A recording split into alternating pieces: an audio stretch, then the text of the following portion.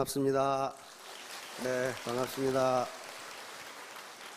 박 회장님 강의를 들어보니까 부자가 되실 수 있을 것 같아요? 예. 여기서는 있을 것 같은데요. 여기 나가면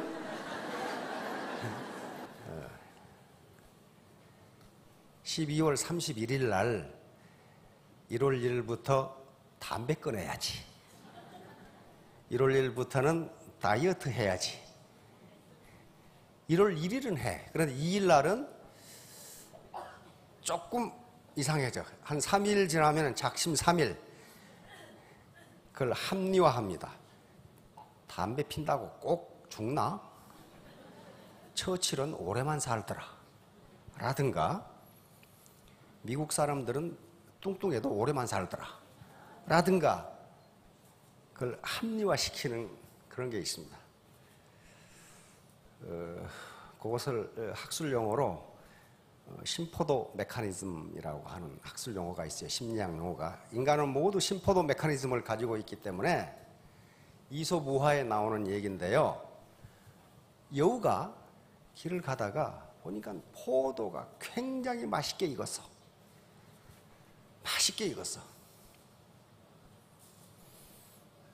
그걸 따먹으려고 암만 노력을 해도 포도가 높이 있어가지고 못 따먹어.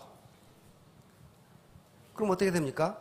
내가 능력이 없어서 못 따먹는다. 그러면 어떻게 돼요? 자존심이 상해.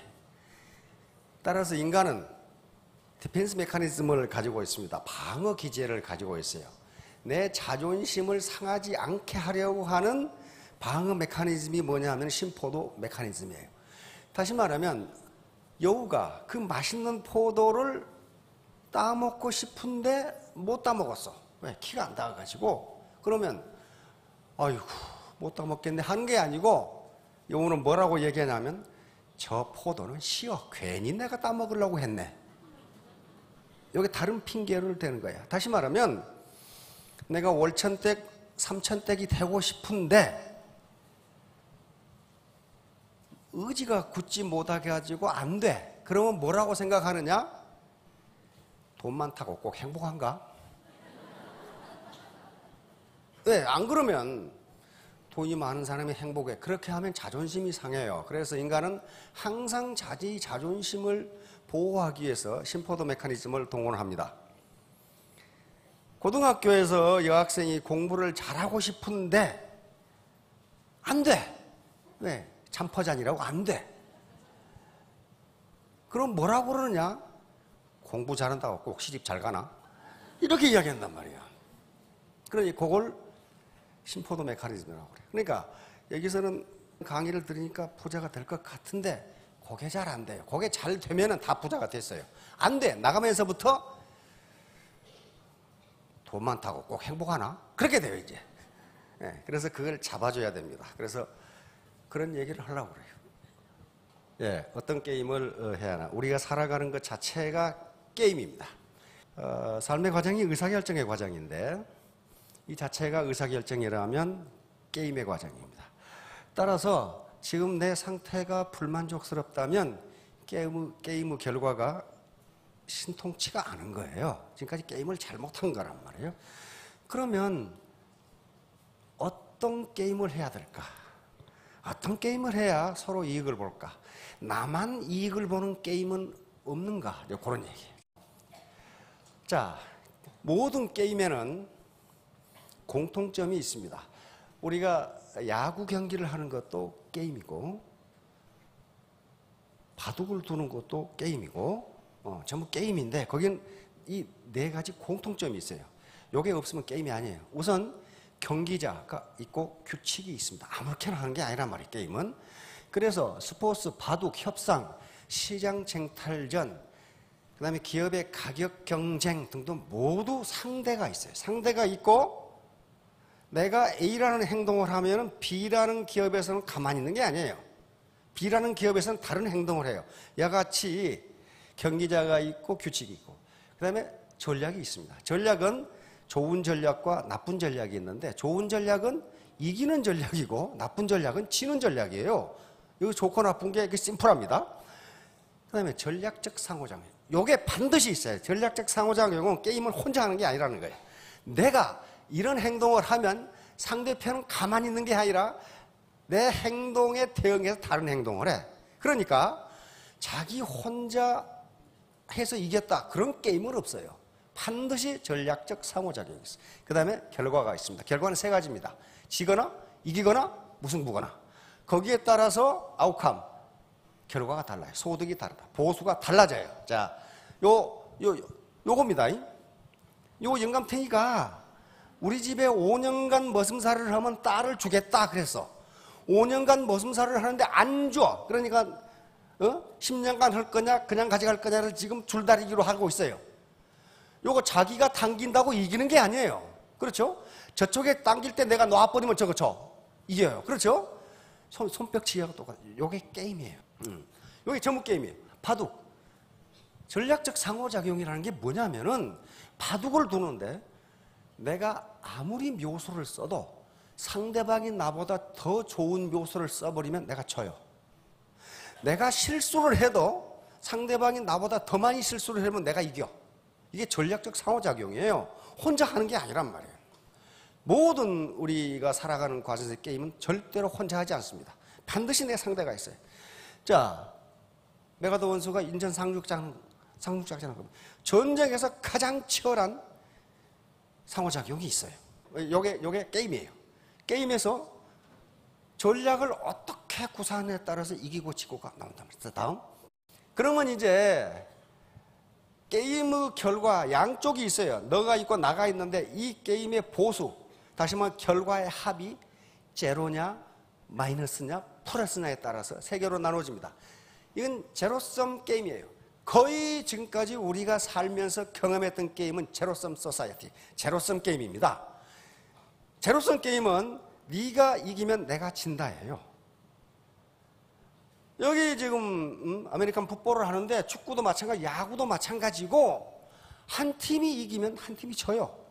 그런데 한 팀이 3점으로 이기면 이쪽 팀은 3점으로 져요. 그러니까 두 개를 합하면 제로가 돼버려요. 그걸 제로섬 게임이라 그래. 그 다음에 이제 음악 게임, 이것은 보수 합이 마이너스. 이건 두 놈 다 손해보는 거야. 양쪽 다 손해보는 거야. 너 죽고 나 살자 게임. 한쪽이 저놈이 져야 내가 이겨. 저놈도 이기고 나도 이기는 법은 없어요. 그렇잖아요? 고스톱도 마찬가지야. 장기도 마찬가지예요. 그래서 우리가 지금까지 나면서부터 지금까지 살아오시는 동안에 거의 전부 제로섬 게임을 했어요. 요거 지금 모래시계인데 요놈이 점점 많아진다고 좋아할 게 없어요. 얘가 점점 적어져. 합하면 똑같아요. 똑같다고요. 자, 이래 놓으니까 여기에 지금 우리가 익숙해졌어요. 이것은 뺏고 빼앗기는 게임. 이것은 학교 성적도 마찬가지예요. 학교에서 우리 손녀딸 90점 맞아 오는데 90점이면 잘한 거예요. 그런데 91점 맞은 놈, 91점 맞은 놈, 93점 맞은 놈, 95점 맞은 놈이 있으면 우리 손녀가 꼴찌 이렇게 돼. 다시 말하면 지금 우리 사회에서 우리는 어떻게 살아왔냐? 상대평가 사회에서 살아왔어요. 그러니까 우리 사회를 뭐라고 불러? 평등사회라고 그래. 너 몇 평에 사냐? 아파트. 네의 학교에서 몇 등이냐? 공부를 잘하냐 못하냐가 문제가 아니고 이 자식이 몇 등이냐가 중요해. 왜냐하면 서울대학이든 고려대학이든 연세대학이든 스카이대학이든 정원이 딱 정해져 있어서 암만 잘해도 만약에 100명이 정원이다 그러면 100등 한 놈은 합격하는데 101등은 떨어져. 등수가 문제이지 절대 점수가 얼마냐가 중요한 게 아니에요. 그러니까 등수를 그렇게 따지는 거예요. 서열을 막 따져. 진급도 마찬가지예요. 군대 진급, 공무원 진급. 서기관 자리는 하나 정해져 있는데 밑에 사무관이 5명이야. 그러면 4명을 거꾸로 떨어야 내가 서기관이 돼. 그렇죠? 그러니까 상대의 불행이 내 행복이에요. 상대의 행복이 내 불행. 그러니까 어떻게 해서든지 바지가리를 잡고 못 올라가게 만들어야 돼. 요 사회에서 살아왔단 말이에요. 요 사회에서. 자, 모두 이게 제로섬 게임이에요. 하나가 잘 되면 하나는 못 되게 돼 있어요. 자, 이제 두 번째는 너 죽고 나 죽자야. 너 죽고 나 죽자. 요것은 바로 초가 3관 타는 건 아깝지만은 빈대 죽으니까 시원하다 하는 게임이에요. 나도 손해보지만은 저놈은 더 많이 손해보니까 아주 속이 시원하다 하는 그 심보란 말이에요. 이게 어떤 것이냐 하면은 전쟁이 그렇습니다. 전쟁은요, 아무리 강한 자도 엄청난 피해를 봅니다. 두 개에서 결과의 합을 보면 둘 다 피해를 봐요. 그러니까 가능하면 전쟁은 피해야 돼요. 여기 이소부화에 나옵니다. 이런 경우가. 이소부화니까 그 당시가 이제 그 고대 그리스 시대죠. 제우스 신이 올림포스의 주신이죠. 태양신 아폴론에게 너 가서 아폴론이 제우스의 동생이거든요. 인간들이 어떻게 사는지 가보고 오라. 그래서 내려왔어요. 내려와서 두 사람을 만났어. 두 사람을 만났는데 그 두 사람이 뭐냐? 하나는 욕심 많은 놈이고 하나는 셈 많은 놈이야. 그러니까 아폴론 신이 뭐라고 그랬냐면은 너희들 소원이 뭐냐? 소원을 내가 다 들어주겠다. 그런데 나중에 말한 놈은 처음에 말한 놈보다 2배로 주겠다. 그러니까 욕심 많은 놈이 제가 나중에 말하겠습니다. 이렇게 됐겠다. 그럼 그래 네가 나중에 말해라. 셈 많은 놈이 먼저 해야 되잖아. 그러면 자식 2배로 받잖아요. 2배로 받잖아. 보통 셈이 나는 게 아니거든. 그러니까 아폴론 신에게 저 눈가를 하나 뽑아주십시오. 그러면 이 자식은 2개 뽑을 거 아니야 이제. 이게 뭐예요? 나 죽더라도 저 자식 죽는 게 속이 시원하다 그런 말이에요.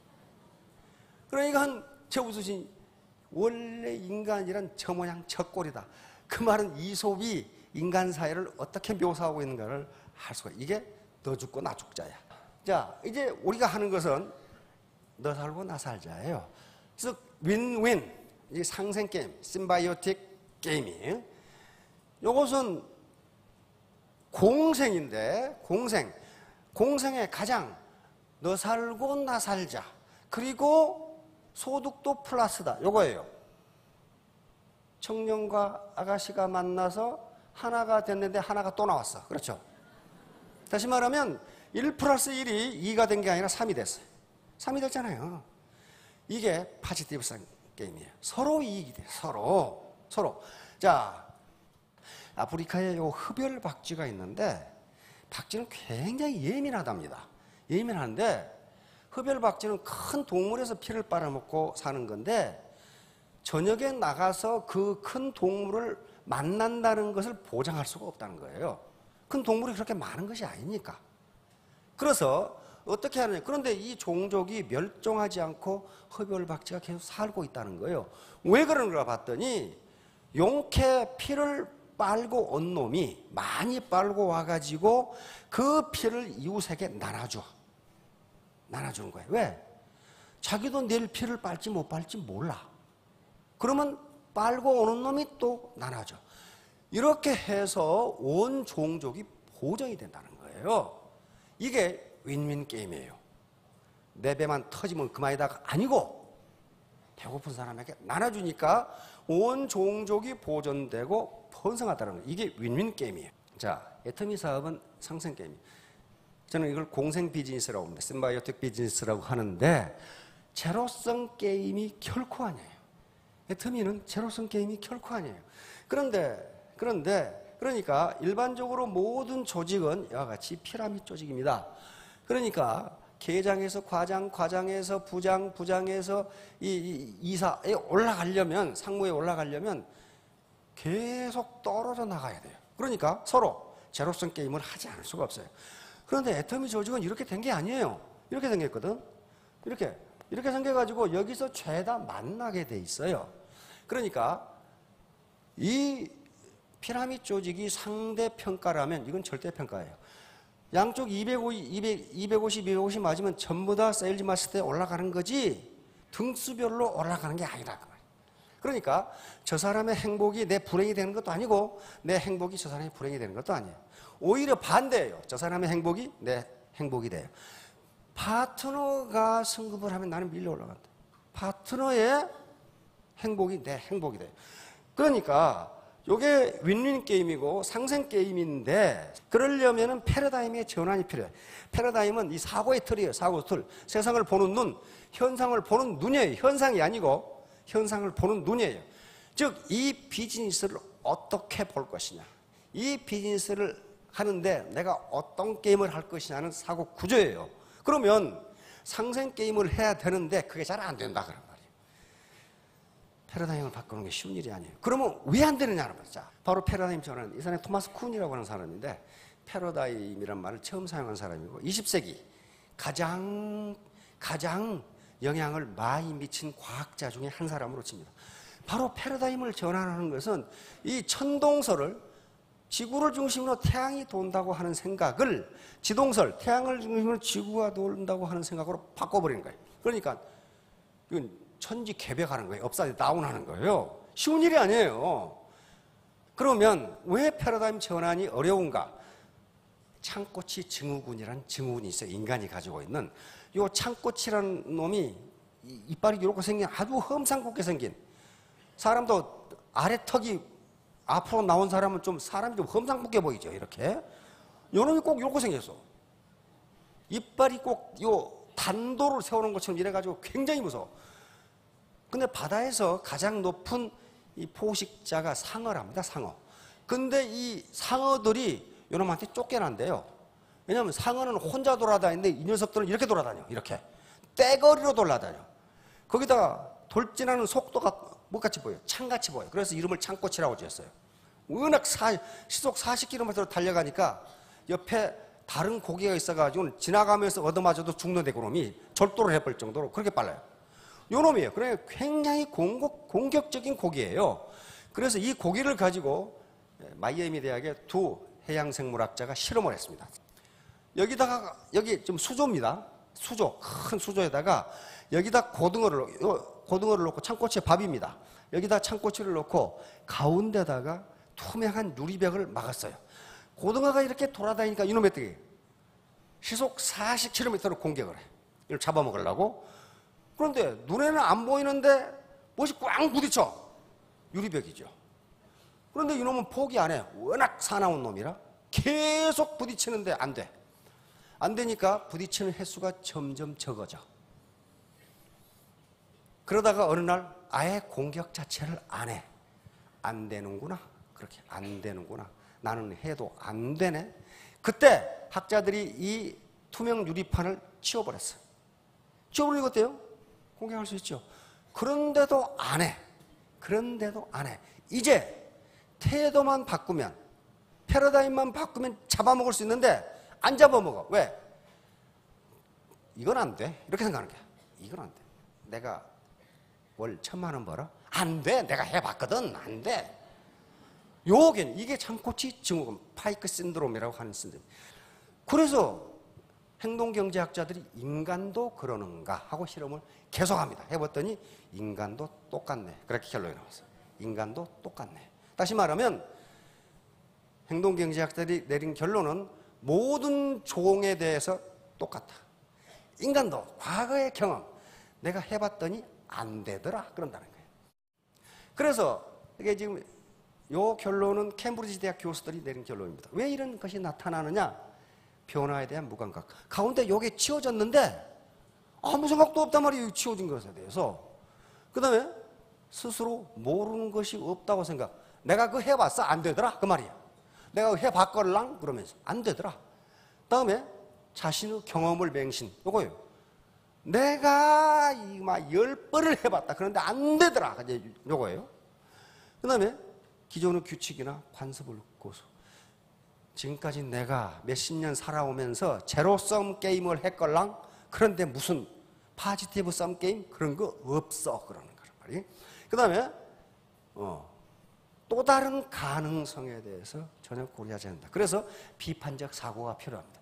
비판적 사고라는 것은 누구를 비판하라 그런 말이 아니에요. 크리티컬 띵킹이라는 것은 여러 가지 측면에서 보라 그런 말이에요. 여러 가지 측면에서 관찰해보라. 내가 보는 한 측면 말고 그것 말고 다른 데서 관찰해보면 분명히 대안이 있다. 자, 그런데 공생만이 살 길인데 같이 성공해야 돼. 나 혼자 잘 먹고 잘 살자. 그래가지고 그랬으면 오죽 좋겠어요. 그런데 그렇게 안 된다는 거야. 문제는 같이 잘 먹고 잘 살자고 그러면 그렇게 돼. 그런데 밑에 파트너 이용해서 내가 돈 좀 벌어야지. 그렇게 생각한 사람은 처음에 벌어요. 그러나 파트너는 바보가 아닙니다. 나를 앵벌이로 생각하네? 내가 어째서 네 앵벌이냐? 이렇게 나오면 다 떨어져 나가. 결국 자기 혼자 남아요. 이런 사람들이 지금 애터미의 시스템을 약화시키는 세력들이 있습니다. 바로 이렇게 탐욕스러운 사람, 자기만 생각해. 그 다음에 퇴직 클럽, 아무것도 안 해. 소득만 받아먹고.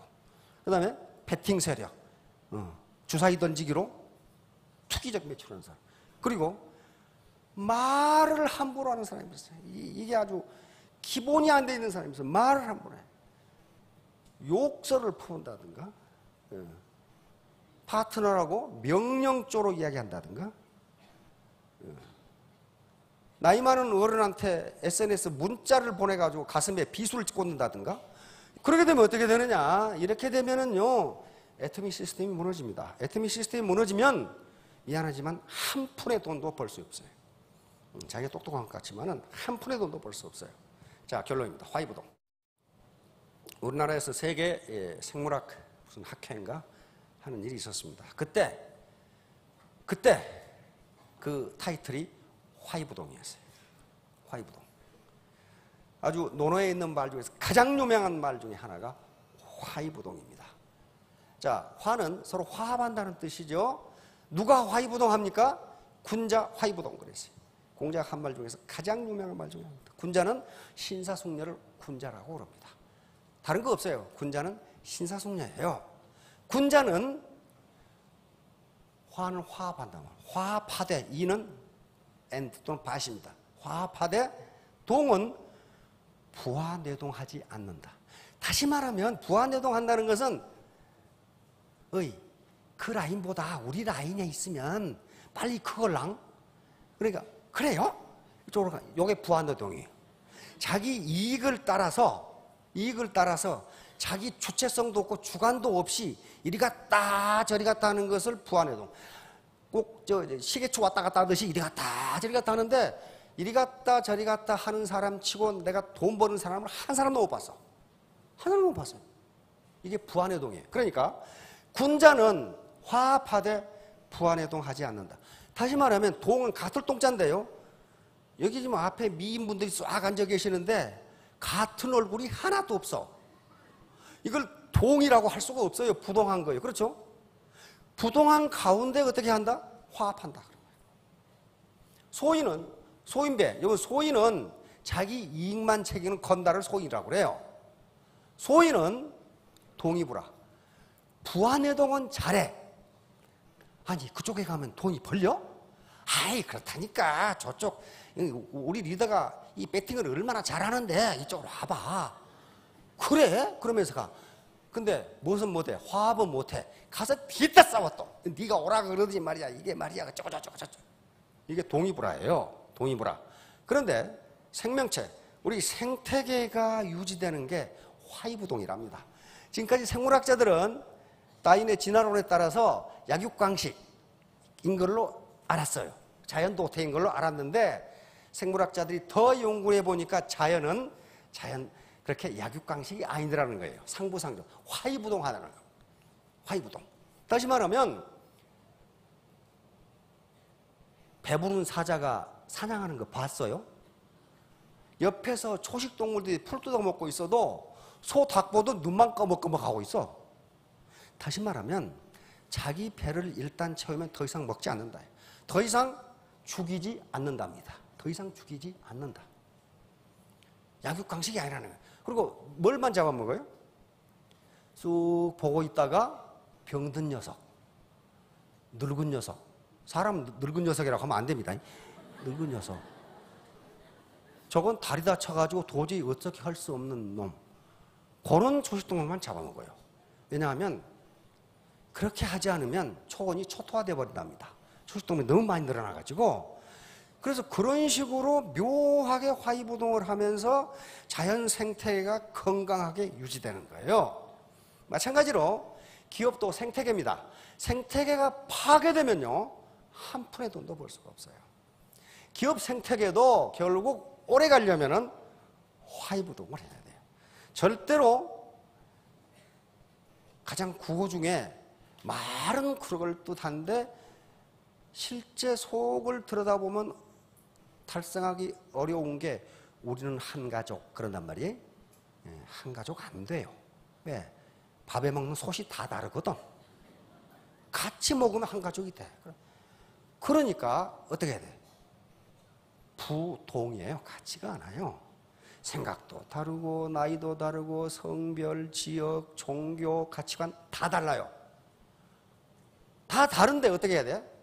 다름을 인정하고 화합하면 애터미의 생태계가 살아납니다. 생태계가 살아나면 애터미는 적어도 100년 갈 겁니다.